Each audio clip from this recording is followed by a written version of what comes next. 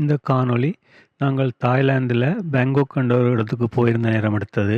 பேங்காக்கில் நிறைய சுற்றுலாத்தலங்கள் இருக்குது. அதோட பேங்காக்கை சுற்றி இருக்கிற இடங்கள்லையும் நிறைய சுற்றுலாத்தலம் இருக்குது. அதில் ஒன்று தான் இந்த ரயில்வே மார்க்கெட். இதை மேக்லாங் ரயில்வே மார்க்கெட்ன்றது. இதுக்கு பக்கத்தில் ஃப்ளோடிங் மார்க்கெட்டும் ஒன்று இருக்குது, ஃபேமஸ் ஃப்ளோடிங் மார்க்கெட்.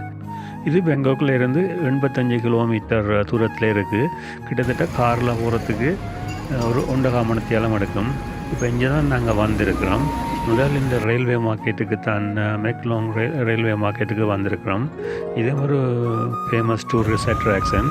நீங்கள் பார்த்தீங்கன்னா அப்படியே ரயில் பாதைக்கு பக்கத்தில் 2 பக்கமும் கடைகளை போட்டு அதில் அப்படியே நல்ல நெருக்கமாக வச்சு பிஸ்னஸ் செய்வினோம். இதில் இந்த டைம் போட்டிருக்கு, இந்த டைமுக்கு தான் ரெயின் வரும். அந்த டைம் இந்த கடையில் இருக்கிற சாமான் எல்லாத்தையும் உள்ளுக்கு எடுத்துகிட்டு அப்படி எல்லோரும் சைட்டோடு அனுப்பினோம்.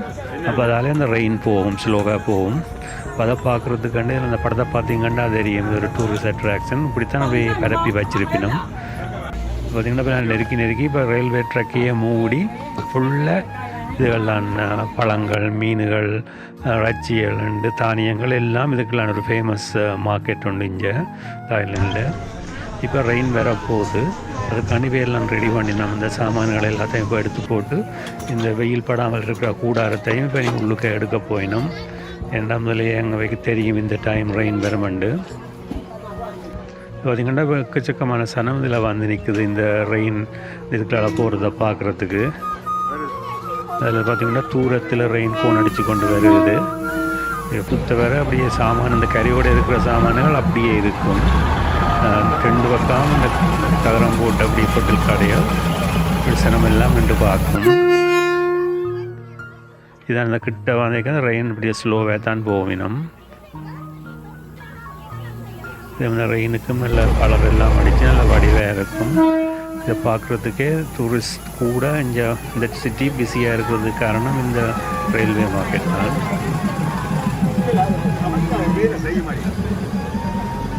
இந்த கிட்ட அப்படி ஒரு கொஞ்சம் இடம் தான், அப்படி நாங்கள் எல்லாம் நிறுவி கொண்டு தான் சைட்டோட நிற்கணும். அதில் அப்படி ரெயினில் ஒரு 10-15 பெட்டி இருக்குன்னு நினைக்கிறேன் மொத்தமாக. நீங்கள் பேங்காக்கில் இருந்து இந்த ரெயின்லையும் இதில் அதுக்கு முதல்ல ஒரு ஸ்டேஷன் இருக்குது, அதுலேயும் வந்து இறங்கலாம். இல்லை இதுக்கு அடுத்த ஸ்டேஷன்லேயும் வந்து இறங்கலாம். பார்த்திங்கன்னா ரயில் பாதை இந்த தண்டவாளத்தோடையே அப்படியே இந்த பழங்கள் இதெல்லாம் வச்சுருக்கீங்கன்னா அது அப்படியே தான் அதில் இருக்கும். அதை விட ட்ரக்கு உள்ளேயும் வச்சுருப்பினா அது எல்லாத்தையும் இப்போ எடுத்துட்டினோம். ரெயின் வருகுதண்டு. இப்போ ரெயின் போகுது. இனி பழையபடி அந்த கூடாரம் எல்லாத்தையும் மூடுவினோம். இப்போ பார்த்திங்கன்னா இந்த ரெயின் அடிய மேலே பேர்ட் ஐ வியூ. ரெயின் போன உடனே டக்குன்னு இந்த சாமான் எல்லாத்தையும் கொண்டு வந்து ட்ரக்கில் வைக்கணும். அப்படியே தள்ளி வச்சுட்டு அந்த மேலே அந்த கூடாரம் வெயில் படாமல் அதையும் போடணும். இதெல்லாம் தள்ளி கொண்டு வந்து வைக்கணும். பார்த்திங்கன்னா இதில் தெரியும் உங்களுக்கு வடிவ. அதெல்லாம் இந்த இடத்துக்கு ரயில்வே மார்க்கெட் அண்டு பேர், world famous Thailand railway market. இதுக்கெல்லாம் நிறைய கடைகள் இருக்குது. நாங்கள் வந்த ஒரு கொஞ்ச நேரத்தில் ரெயின் வந்துட்டு அப்புறம் நாங்கள் இந்த மார்க்கெட்டை சுற்றி பார்த்து நாங்கள் ஃப்ரெஷ் மரக்கறிகள் எல்லாம் இருக்குது. கூடுதலாக தாய்லாந்து ஆக்கள் எல்லாம் ஏன் வந்து சாமம் எல்லாம் வேண்டுறத பார்த்திங்கன்னா இறால், நண்டு,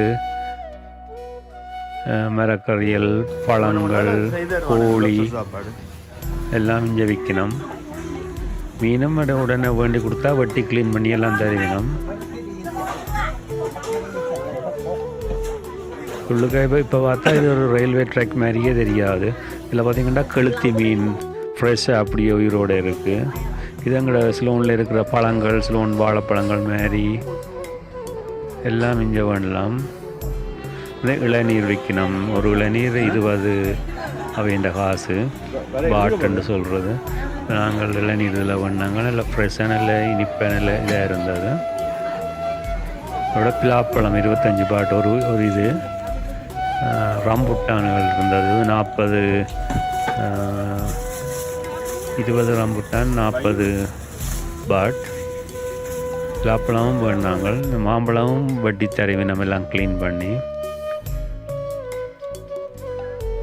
ஒரு வித்தியாசமான ஒரு இது மாங்காய், பப்பாப்பழம், அன்னாசிப்பழம் வந்து நிறைய இருக்குது.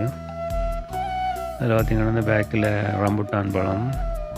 உங்களுக்கு இந்த காணொளி பிடிச்சிருந்தால் இந்த சேனலை சப்ஸ்கிரைப் செய்து பெல் பட்டனையும் அமர்த்தி லைக் பண்ணிங்கன்னா நாங்கள் போடுற வீடியோ எல்லாம் உங்களுக்கு நோட்டிஃபிகேஷனை வரும், நீங்கள் உடனுக்குடன் பார்க்கலாம்.